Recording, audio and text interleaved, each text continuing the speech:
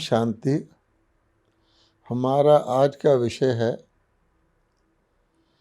ना किसी से प्रभावित होना है और ना ही किसी को प्रभावित करना है। परमपिता परमात्मा को सत्य कहा जाता है और परमपिता परमात्मा ही हमारे बारे में और हमारी भिन्न भिन्न स्थितियों के बारे में सत्य जानते हैं। सत्य ज्ञान परमात्मा के पास ही है। इसीलिए परमपिता परमात्मा जब हम उस ज्ञान से वंचित हो जाते हैं तो हमें धरती पर अवतरित होकर पुनः पुनः वो सत्य ज्ञान देते हैं, जिसका यादगार भगवद गीता में स्पष्ट कहा हुआ है। परमात्मा कह रहे हैं कि मैं अवतरित होकर अपने बच्चों को सत्य ज्ञान दे रहा हूँ, सत्य ज्ञान देकर सत्य युग की स्थापना कर रहा हूँ। लेकिन पुनः जब सतयुग नहीं रहेगा, तुम सत्य ज्ञान से वंचित हो जाओगे, मैं पुनः आकर के मैं ही तुमको सत्य ज्ञान दूंगा। ईश्वरीय ज्ञान ईश्वर ही दे सकते हैं। इसलिए जब आत्मा को सत्य ज्ञान मिलता है तो क्या होता है कि सत्य जो है सबसे बड़ी अथॉरिटी है। हम जानते हैं कि सत्य से ऊपर कुछ भी नहीं है और यहाँ तक परमात्मा को तो जो हमें सत्य सुनाते हैं, लेकिन सत्य को ही कई लोग भगवान मानते हैं। कोई सत्य और परमात्मा में कोई अंतर नहीं है, परमात्मा ही सत्य बताते हैं। इसलिए लोग गॉड इज़ ट्रूथ भी कहते हैं और ट्रूथ इज़ गॉड भी कहते हैं। अर्थात सत्य इतनी बड़ी शक्ति है। देखा जाए तो सबसे बड़ी शक्ति सत्य ही है। इसीलिए लोग सत्य संग की महिमा गाते हैं, लेकिन वो सत्य, असली सत्य का संग सत्य परमात्मा धरती पर आकर ही कराते हैं। अब सत्य का सबसे बड़ा गुण क्या होता है कि सत्य निर्भय होता है, सत्य निडर होता है। इसीलिए गुरु नानक ने भी कहा है, एक ओंकार सतनाम कर्ता पुरख निर्भव निर्वैर। ना तो किसी से वो डरता है और ना सत्य का किसी से बैर होता है। जैसे सूर्य के आगे अंधेरा आता ही नहीं, इसी प्रकार से सत्य के आगे असत्य नहीं आता। इसीलिए कहावत प्रसिद्ध है, सच तो बैठो नच। कि जो सच्चा व्यक्ति है उस स्वाभाविक तौर पर ही उसका मन नाचता रहता है, क्योंकि खुशी से वो भरा रहता है। सत्य खुशी प्रदान करता है। इसीलिए हम गाते भी आए हैं, हे परमात्मा हमें अंधकार से प्रकाश की ओर ले चलो, हमें असत्य से सत्य की ओर ले चलो। और अंत में हम कहते हैं, हमें मृत्यु से अमृतत्व की ओर ले चलो, क्योंकि अपने आप को शरीर मानना, शरीर मृत्यु को प्राप्त होता है, जबकि अपने आप को आत्मा माने तो आत्मा अमर है। तो भगवान इन सब चीज़ों का ज्ञान देते हैं, लेकिन जो व्यक्ति उस ज्ञान को प्राप्त कर लेता है वो अति इंद्रिय सुख में नाचता रहता है। ये भी कहा गया है कि सच की नाव डोल सकती है लेकिन डूब नहीं सकती। जब सत्य के साथ असत्य किसी भी प्रकार से रास्ते में विघ्न डालने की कोशिश करता है तो एक समय दुनिया के चक्कर में ऐसा भी आता है जब असत्य का बोलबाला हो जाता है, सत्य समाप्त प्राय हो जाता है।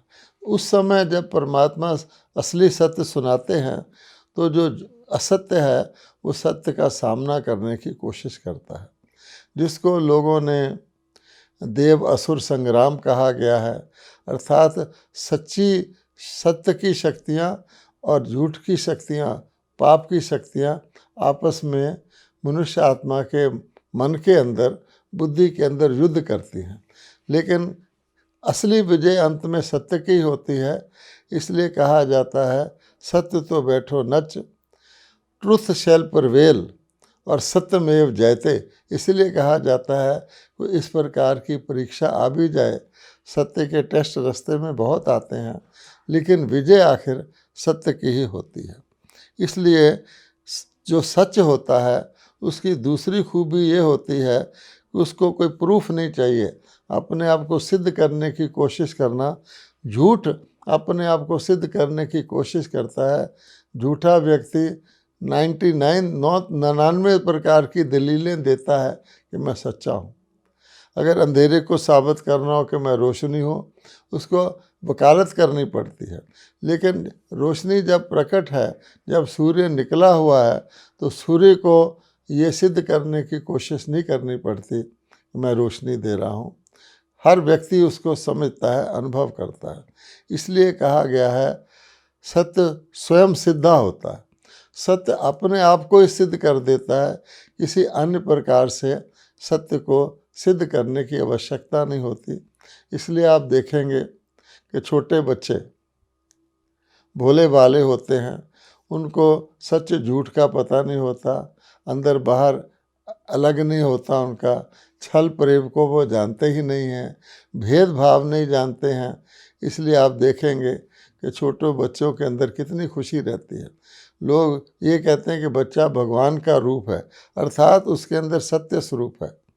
कभी आप के आगे स्कूल के बच्चों की बस जा रही हो, सड़क पर आप जा रहे हों, स्कूटर पर जा रहे हों, कार में जा रहे हों, बस में, तो आप देखिए जो ही बच्चे आपकी तरफ देखते हैं वो नाचने लग जाते हैं, उछलने लग जाते हैं, और आप भी इतने प्रसन्न होते हैं। जब तक वो स्कूल की बस ओझल नहीं हो जाती, कहीं मुड़ नहीं जाती, आप कहीं रास्ता मोड़ नहीं लेते, आपका मन चैतन्य खिलौने को देखकर इतना प्रसन्न होता है, उनमें भोलापन होता है, उनमें सत्य होता है, किसी प्रकार का छल फरेब नहीं होता। वैसे भी आप किसी बच्चे को कहें कि जाओ बाहर अपने बंगले का गेट खोल के आओ, तो बच्चा सिर्फ जाता नहीं है बल्कि नाचता हुआ जाता है, फिर गेट के ऊपर चढ़ जाता है, खोलकर वहाँ बैठ के भी हंसता है। अर्थात उसके अंदर एक स्वाभाविक प्रसन्नता होती है। लेकिन वही बच्चा जब इस झूठ की दुनिया में थोड़ा बड़ा हो जाता है, आपकी कार के साथ दूसरी कार आके खड़ी होती है, बच्चे एक दूसरे को देखकर दोनों कार के मुस्कुराते हैं, लेकिन कोई बड़ा उस दूसरी कार में बैठे हुए बड़े को देखकर सिर्फ देख भी ले तो बाहर आके पूछता है मुझे घूर क्यों रहा है, क्या मतलब है तेरा। तो फ़र्क हो गया ना। इसलिए कहा जाता है कि सत्य बाय इटसेल्फ, जीवन में सत्यता आ गई तो जीवन पथ पार हो गया। इसलिए भगवान आके पहला सत्य यही बताते हैं कि देखो तुम शरीर नहीं हो, तुम आत्मा हो। इससे ही कितना फ़र्क पड़ जाता है। देवताएं, जो भगवान ने देवताओं की दुनिया बनाई सतयुग में, तो वो आत्मा समझ के जीते थे, तो उन सदा ही सुखी रहते थे, प्रसन्न रहते थे। आज तो मंदिरों में उनकी मूर्तियां हैं, पर मूर्तियों को देखकर भी कोई भगत जाता है तो टेम्परेरीली उनके दर्शन करके थोड़े समय के लिए अपने सब दुख भूल जाता है। इसलिए मंदिरों में भक्तों की भीड़ लगी रहती है। जब वो चैतन्य थे तो कितने सत्य स्वरूप थे। इसी प्रकार से उनकी दुनिया कोई अमर लोक कह दिया गया है। कभी कोई ये नहीं कहेगा देवता मर गया, यद्यपि देवता भी शरीर बदलते थे। इतना फर्क सत्य और झूठ में हो जाता है। अब देखना यह है कि जब सत्य इतना पावरफुल है तो सत्य कभी असत्य से प्रभावित नहीं हो सकता। हम देखेंगे कि एक झूठा व्यक्ति भी, मान लीजिए किसी ने परमात्मा के बारे में शास्त्रों में पढ़कर किसी झूठे मान्यता को भी अच्छी तरह अपना लिया है। वो कहता है कि मनुष्य आत्मा 84 लाख योनियों में जाती है, भगवान भी जानवर योनि में अवतार लेते हैं।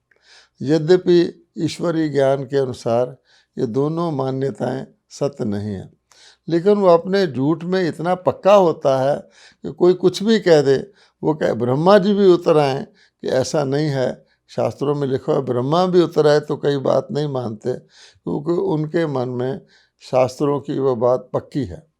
तो जब झूठे भी अपनी बात में पक्के रहते हैं तो सत्य वाले जो सत्य ज्ञान को चल रहे हैं, उसको धारण कर रहे हैं, वो किसी असत्य से प्रभावित हो जाए तो ऐसा समझना चाहिए ये सबसे बड़ी कमज़ोरी गिनी जाती है कि सत्य सर्वशक्तिवान परमात्मा को जानते हुए, सर्वशक्तिवान परमात्मा की स्मृति में, सदा स्मृति में रहने के पुरुषार्थी, सर्वशक्तिवान परमात्मा के द्वारा आत्मा के ज्ञान को धारण किए हुए, उसका अभ्यास करते हुए, भगवान कहते हैं दूसरे के अंदर भी आत्मा देखो, लेकिन फिर भी ऐसे ईश्वरी पथ पर चलने वाले लोग अगर किसी झूठ से प्रभावित हो जाएं तो ये सबसे बड़ी कमज़ोरी गिनी जाएगी।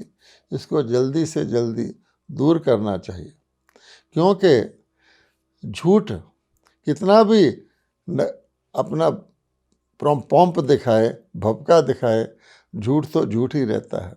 अब कहा जाता है द्वारका भी सोने की थी और लंका भी सोने की थी, लेकिन लंका झूठे सोने की थी। आज की दुनिया में भी आप देखेंगे झूठी चकाचौंध बहुत है, और अगर कोई सत्य का पथ वाला जिसकी भगवान ने तीसरी आँख खोल दी है, वो इन दो आँखों से किसी चीज़ को देखकर उसके भपके या उसके पोंप के प्रभाव में आ जाए तो इसको गिना जाएगा कि वो सत्य से उस समय जैसे सूर्य के आगे बादल आ जाते हैं, उस समय सत्य उससे ओझल हो गया है। जब सर्वशक्तिवान परमात्मा के बच्चे हो गए, उसने हमको दैवी ईश्वरी ज्ञान भी दिया, दैवी गुण भी सिखाए, दिव्य शक्तियाँ भी दी, और कहते हैं कि मैं तुम्हारे साथ हूँ जब तक तुम इस जन्म में हो। उसके बच्चे अगर झूठी पोंप से, झूठे शो से, झूठी मान शान से प्रभावित हो जाए, या समझे मैं भी किसी प्रकार की झूठी मान शान प्राप्त कर लूं, भगवान हमको ईश्वरी ज्ञान में समझाते हैं कि यहाँ तो मान भी लंगड़ा है। आज किसी व्यक्ति को मान देते हैं, कल उसी को घसीट करके अपमान शुरू कर देते हैं। आप देखेंगे आज कोई व्यक्ति इलेक्शन में नेता चुना जाए तो पता नहीं कहाँ कहाँ से लोग आकर के उसको मुबारक देंगे, उसके गले में फूल मालाएं पहनाएंगे, कुछ स्वार्थ सिद्ध करने के लिए। वही व्यक्ति जब अपने पद से उतर जाता है तो उसके अपने पर्सनल स्टाफ भी उसकी तरफ ध्यान नहीं देते।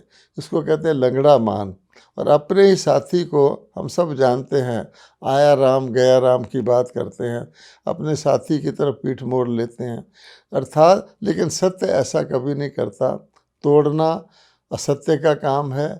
तो आज की दुनिया के लिए क्या कहा जाता है, ये कोई सतयुग तो है नहीं, त्रेता भी नहीं रहा, अब तो रजोगुनी द्वापर युग भी नहीं रहा, अब तो तमोगुणी कलयुग का भी अति तमो प्रधान कलयुग चल रहा है। और इसके लिए कहा जाता है झूठी माया, झूठी काया, झूठा सब संसार। और ये बात 100% आप टेस्ट कर सकते हैं, ये हमारी काया जिसके अंदर आत्मा विराजमान है, ये भी हमें किसी वक्त भी धोखा दे सकती है, हमें ICU में ले जा सकती है। और ICU का अर्थ ही होता है ICU, ऐसी परिस्थिति दुख की आती है वहाँ मनुष्य को परमात्मा याद आता है, उसको परमात्मा दिखाई देता है, लेकिन बाहर निकलता है फिर झूठी दुनिया में वैसे का वैसा ही। तो इस तन भी हमें धोखा दे सकता है, अकाल मृत्यु कभी भी हो सकती है, किसी की भी हो सकती है।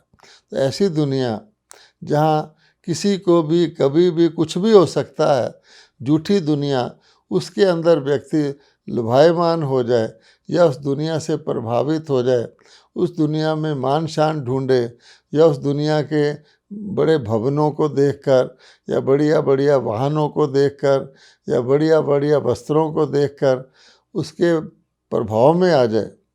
कलयुग के अंदर कोई भी चीज़ सच्ची नहीं है और असली नहीं है, जैसे सतयुग के अंदर कोई भी चीज़ झूठी नहीं है और नकली नहीं है। यहाँ तो खुशी भी नकली है, यहाँ तो लोग नकली फूल पसंद करते हैं कि वो मुरझाएंगे नहीं, यद्यपि उसमें कुछ है नहीं। हर चीज़ यहाँ की नकली है, झूठी है, तो उस झूठी दुनिया की किसी भी चीज़ से प्रभावित होना, ये भगवान के, सच्चे भगवान का ज्ञान लेने वाले बच्चों को सोचना चाहिए, एक बहुत बड़ी कमज़ोरी है और इस पर हमें अटेंशन देना चाहिए। नहीं तो हम सच्ची खुशी से, सच्चे परमात्मा के संग से, अति इंद्रिय सुख से और सच्ची प्राप्ति जो हमें जन्म जन्मांतर के लिए अविनाशी होती है, उससे हम वंचित हो जाएंगे। क्योंकि सच और झूठ इकट्ठे नहीं रह सकते, रात और दिन इकट्ठे नहीं रह सकते, ज्ञान और अज्ञान इकट्ठे नहीं रह सकते। अब इसका दूसरा भाग भी है। जैसे प्रभावित होना कलयुग में किसी भी चीज़ से गलत है, अयथार्थ है, इसी प्रकार से प्रभावित करना वो भी अयथार्थ है। प्रभावित करने का भाव ये है कि परमपिता परमात्मा हमको अनेक प्रकार के ज्ञान के रत्नों से, अनेक प्रकार के दैवी गुणों से, अनेक प्रकार की विशेषताओं से हमें प्रदान करते हैं, हमें वरदान के रूप में देते हैं। परमात्मा की संतान बनेंगे तो अवश्य कुछ ना कुछ हमें वरदान मिलेगा। हमारे अंदर कोई विशेषता होगी तो परमात्मा उसको मैग्नीफाई करके 100 गुना कर देंगे। वो कहते ही हैं कि तुम 1 कदम चलोगे, मैं 1000 कदम आगे बढ़ूँगा। तो हर परमात्मा के रास्ते पर चलने वाले परमात्मा की संतान को, उस परम पिता की संतान को, परम शिक्षक के विद्यार्थी को, ज्ञान लेने वाले को और परम सतगुरु से वरदान प्राप्त करने वाले को कुछ ना कुछ उपलब्धियां तो ज़रूर होती हैं। हर एक को इसका अनुभव है। लेकिन उन परमात्म प्रसाद के रूप में मिली हुई उपलब्धियों को, जो परमात्मा ने हमारी उन उपलब्धियों को बहुत बढ़ा दिया, उसको अपने नाम से किसी को पेश करना। मान लीजिए परमात्मा ने हमको ज्ञान दिया, हम दूसरे को वो ज्ञान सुना रहे हैं, तो हम परमात्मा ने हमें दिया, हम सुना रहे हैं, उसका कनेक्शन परमात्मा से जोड़ने की बजाय, या परमात्मा ने हमको योग सिखाया, हम दूसरे को सिखा रहे हैं, तो उस योग में परमात्मा से कनेक्शन जोड़ने की बजाय अगर कोई भी आत्मा अपने से प्रभावित करने लग जाए, परमात्मा का परिचय पीछे रखे, ये कहे कि जैसे मैं ही इस प्रकार का हो गया हूँ, परमात्म ज्ञान जो तीनों कालों तीनों लोकों का है, उसको सुनाते हुए ये ना बताए कि हम परमात्मा ने हमें दिया है, तो कि फिर क्या होता है कि हम अपने से दूसरे को प्रभावित कर देते हैं। ये ज्ञान ही ऐसा है, हर व्यक्ति सुनने वाला तुरंत प्रभावित हो जाता है। अरे ऐसी बातें तो हमने कभी सुनी नहीं, ऐसी ऐसी धारणाएं, ऐसी ऐसी श्रेष्ठ बातें हमने तो कभी सुनी नहीं। लेकिन अगर व्यक्ति परमात्मा की बात, परमात्मा की दूही बताने की बजाय, अर्थात अपने आप को निमित्त समझकर निर्माणता से उसका देता नहीं है, तो फिर क्या होता है, तो मनुष्य आत्माओं के अंदर फंस जाती है। इस प्रकार से हम प्रभावित करके, अपने से प्रभावित करके, परमात्मा की दी हुई विशेषताओं को अपने नाम से प्रभावित करके, मैं बीच में लाकर एक प्रकार से हम आत्माओं को परमात्मा से बेमुख या विमुख करते हैं। जैसे कई लोग यथार्थ रूप से खुद को शिव हम कहना शुरू कर देते हैं, तो कई लोग, भोले भाले लोग, ये मानने लग जाते हैं कि शायद यही शिव है, तो वो असली शिव से उनको विमुख कर देते हैं, जिसको हिरण्यकश्यप आदि की उपाधि दी गई है कि वो कहते थे भगवान कुछ नहीं है, मैं ही भगवान हूँ। आज भी भगवत गीता के 16वां अध्याय में जो आसुरी संपदा की परिभाषा दी गई है, उसमें यही है, मैं ही सब कुछ हूँ, मैं ही सबसे बड़ा दानी हूँ, मैं सब कुछ कर सकता हूँ, सब कुछ करवा सकता हूँ। उसके अंदर मिथ्या अभिमान रहता है। कोई छोटा मोटा ज्ञान की बात सुनकर वो अपने आप को, आप कई बार ही देखेंगे, आप किसी व्यक्ति को वीआईपी समझकर अपनी स्टेज पर बुलाते हैं, तो बजाय वो ईश्वरीय ज्ञान सुनने के, थोड़ा बहुत जो वो जानता होता है वही सुनाने लग जाता है। सुनने के लिए उसके पास फुर्सत नहीं है। अपने बाबा भगवान के बच्चे भी कई बार ऐसी गलती कर बैठते हैं और वो संसारिक विधियों से लोगों को प्रभावित करते हैं। ब्रह्मा बाबा ने एक छोटी सी झोंपड़ी में रहकर सारी लाइफ इतने बड़े ईश्वरी परिवार की स्थापना कर ली। देश विदेश में लाखों ब्रह्मा कुमार कुमारियाँ ईश्वरी मार्ग का चल रहे हैं। आज कोई व्यक्ति ब्रह्मा कुमार या कुमारी बहुत बड़ा भवन बना ले, भवन तो अन्य संस्थाएं भी बनाती हैं, या बहुत बड़ा कोई संसारिक विधि कर ले, शो वगैरह कर ले, तो भगवान कहते हैं ये अपने द्वारा या अपने साधनों द्वारा प्रभावित करना, अपनी विशेषताओं के द्वारा प्रभावित करना और निमित्त बन के ना करना, ये परमात्मा से विमुख करना है। तो हमें ऐसा कोई कार्य नहीं करना चाहिए, क्योंकि विशेषता भी उसकी दी हुई है, उसके द्वारा बढ़ाई हुई है। मान लो किसी को कविता कहनी आती है, वो संसारिक तौर पे कविता कहता था, अब वो ज्ञान में आ गया, ईश्वरीय ज्ञान के आधार पर बहुत अच्छी कविता कहता है, लेकिन उसके अंदर ये अब सूक्ष्म अभिमान आ जाता है कि मैं बहुत बड़ा कवि हूँ। जब मैं कविता कहता हूँ तो सारे लोग वाह वाह करने लग जाते हैं, लेकिन कविता के माध्यम से मैं ईश्वरीय ज्ञान सुना रहा हूँ। अगर वो ऐसा नहीं करता तो दूसरों को अपने से प्रभावित करता है। फिर उस व्यक्ति को क्या होता है, वो व्यक्ति ये अति इंद्रिय सुख पा ही नहीं सकता। कोई बहुत बड़ी सभा होगी तो वो सोचेगा इस सभा में मेरी कविता हो जाए। कोई कहे अच्छा आप कविता बोल दीजिए, स्टेज पर अभी चीफ गेस्ट नहीं आए हैं, बड़े सीनियर बीके नहीं आए, अभी कह दीजिए, क्या कह नहीं नहीं सारे आ जाएं तब मैं कविता कहूँगा। इसका मतलब उसके अंदर उस कविता में निमित्त भाव नहीं रहा कि पब्लिक को सुना दें। उसके अंदर थोड़ा सा विशेषता अपनी समझकर दूसरों को सुनाने का भाव रहता है कि सीनियर्स भी सुनेंगे तो मेरी कविता, तो भगवान कहते हैं यह मेरा केंद्र। तो मेरा कहने वाला जो है वो अपने द्वारा प्रभावित करने की कोशिश करता है और परमात्मा से विमुख करता है।